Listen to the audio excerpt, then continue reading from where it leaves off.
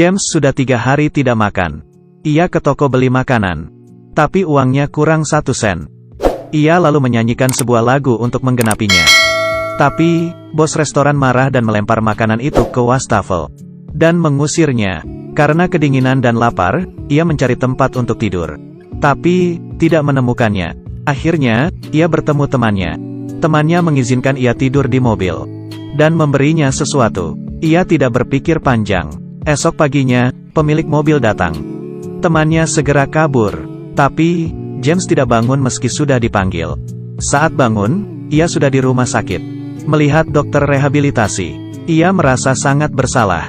Dokter memberikan banyak nasihat, dan memberinya kamar di pusat rehab.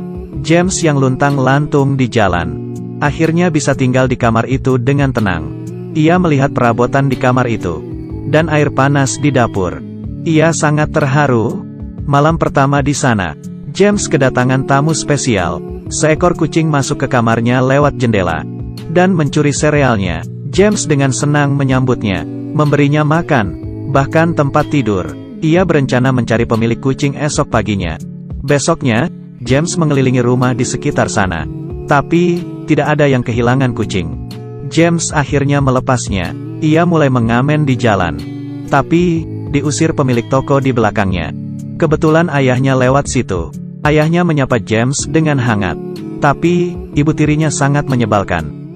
Tak lupa, ayahnya menyelipkan uang. James yang kecewa pulang ke rumah. Si Oren rupanya sudah menunggunya di pintu. Dengan luka di kakinya, James tidak tahu harus bagaimana. Ia mencari tetangganya, Betty. Betty menamai kucing itu, Bob. Betty mengira luka Bob sudah menjadi infeksi, jadi harus segera diobati. Betty menyuruh James membawanya ke dokter hewan. Setelah diobati, Bob harus minum obat. Dokter menyuruhnya ke kasir untuk menebusnya. James mengeluarkan segenggam koin, tapi kasir menatapnya dengan serius. Akhirnya, James memberi uang makannya minggu depan. Sesampainya di rumah, Nia mencoba segala cara supaya Bob menelan obatnya. Bagi seseorang yang belum pernah memelihara binatang, pasti sangat kewalahan dan bingung. Akhirnya, James meminta bantuan Betty. Ternyata Bob adalah kucing jantan. Ia memtuhi Betty dan minum obatnya. Esoknya, James pergi ke jalanan untuk mengamen lagi. Tapi, Bob terus mengikutinya. Bahkan, ikut naik bus. Penumpang di bus memperhatikan Bob. Bob lari ke lantai 2. Dan melompat ke pangkuan James. James dan Bob berjalan beriringan. James mengajari Bob untuk naik ke punggungnya. Bob yang pintar langsung mengerti maksud James. Bob bergelayutan di punggung James dengan santai. Orang-orang mulai memperhatikan mereka. Banyak yang ingin membelai Bob. Keberadaan Bob membuat James mendapat berkali-kali lipat uang dari biasanya. Hari ini, uang yang didapat James bisa untuk makan seminggu. James mengajak Bob tos, dan bersama menikmati hasil hari ini. Tapi, James tak mengira, kehadiran Bob akan mengubah hidupnya untuk selamanya. Keberadaan mereka mulai diperhatikan masyarakat sekitar. Bob yang lucu dan menggemaskan, membuat siapapun ingin mendekat, dan mencubit pipinya yang bulat. Wanita ini ingin foto bersama Bob. Anak-anak juga sangat mengidolakannya. Bob juga mendapat kado Natal pertamanya, yaitu syal biru kecil dari seorang penggemarnya. Bahkan, hubungan Betty dan James mengalami peningkatan. Betty ingin mentraktirnya makan malam. Malamnya, James membelikan Bob makanan kucing di supermarket. Juga bunga untuk Betty.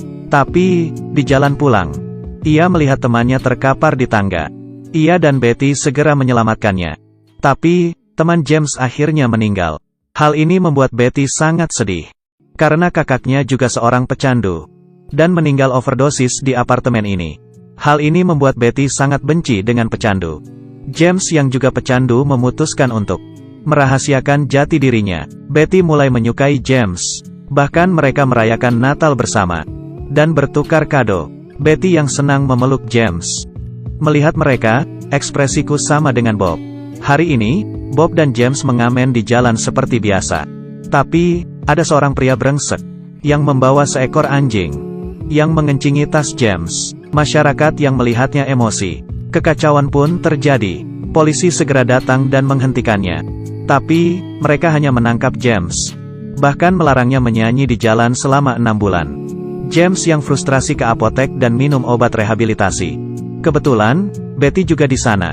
Betty lari keluar. James ingin menjelaskan, tapi Betty sangat kecewa. James yang dilarang mengamen mencari cara untuk bertahan hidup. Ia mencari pekerjaan di kantor majalah. Meski hanya boleh jualan di satu tempat, penampilan mereka yang unik, menarik banyak pembeli. Banyak yang ingin foto bersama. Bahkan wartawan juga datang memotret mereka. Tapi, hal ini membuat penjual majalah lain iri. Karena James mematikan rejeki mereka. Rekan kerja James mulai mencari masalah.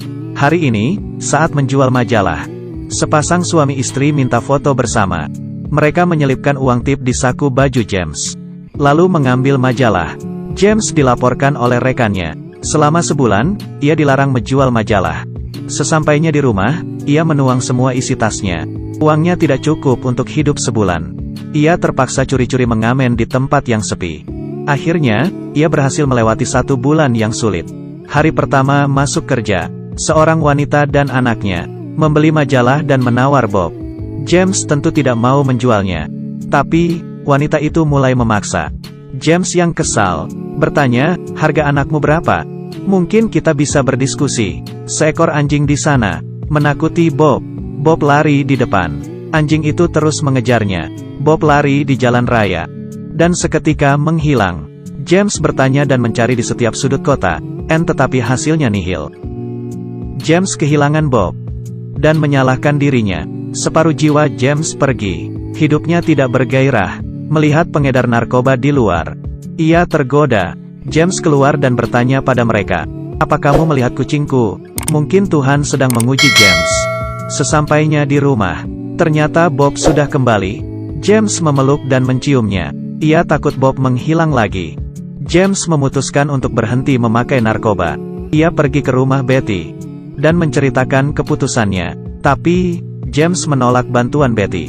Proses putus obat sangatlah menyiksa. James mulai gelisah, stres, dan marah. Ia sakau sampai lemas keringatan. Setiap ia tidak kuat, ia melihat Bob yang selalu setia bersamanya. Bob memberinya kekuatan untuk bertahan. Akhirnya, di suatu pagi yang cerah, James bangun. Ia segera mendatangi Betty yang ternyata mau pindah rumah. Betty sangat senang dan memeluknya. "Selamat, kamu berhasil." James ikut senang karena Betty sudah merelakan kematian kakaknya. Betty mau pulang ke rumah orang tuanya. Tapi, perpisahan bukanlah akhir. Betty memberi James Dreamcatcher yang melambangkan kerinduan. Tak lupa, ia menyertakan alamat dan nomor teleponnya. James mendapat tawaran di sebuah perusahaan penerbit. James dan Bob datang ke sana. Ternyata, penerbit itu ingin menulis kisah James dan Bob dalam sebuah novel. Setelah selesai berdiskusi, James pergi ke rumah ayahnya. Ia berkata sudah bersih dari narkoba, dan minta maaf ke ayahnya. Ayahnya mengambil dompet dan mengeluarkan foto masa kecil James. Ayahnya berkata, "Kamu selalu ada di hatiku. Aku hanya merasa bersalah, tidak bisa menjadi ayah yang baik untukmu. Yang harusnya minta maaf itu aku." Tiba-tiba, terdengar suara teriakan ibu tirinya. Ayahnya menjawab, "Aku sedang berbicara dengan anakku. Dot dan cucuku." Tak lama, novel James dan Bob diterbitkan. Masyarakat mengantre memenuhi jalan. Betty juga datang dengan penampilan terbaiknya. James mengenali beberapa pembeli novelnya. Ia berterima kasih kepada mereka. Setiap orang punya kesempatan kedua untuk memulai. Tapi, tidak semuanya bisa menggenggam kesempatan itu. Aku sangat beruntung, karena memiliki orang-orang yang mendukungku, yang membantuku melalui semuanya. Kamu hidup tidak sendirian. Akan ada seekor kucing, seekor anjing, seorang kawan, atau binatang lainnya yang akan membantumu. Pria yang membeli buku ini merupakan James yang asli. Bob di film ini adalah Bob yang asli. Film ini dibuat berdasarkan kisah nyata. Semoga kisah ini bisa menjadi inspirasimu. Terus berusaha untuk hidup yang kamu inginkan. Aku Kaki Minyak, sampai jumpa.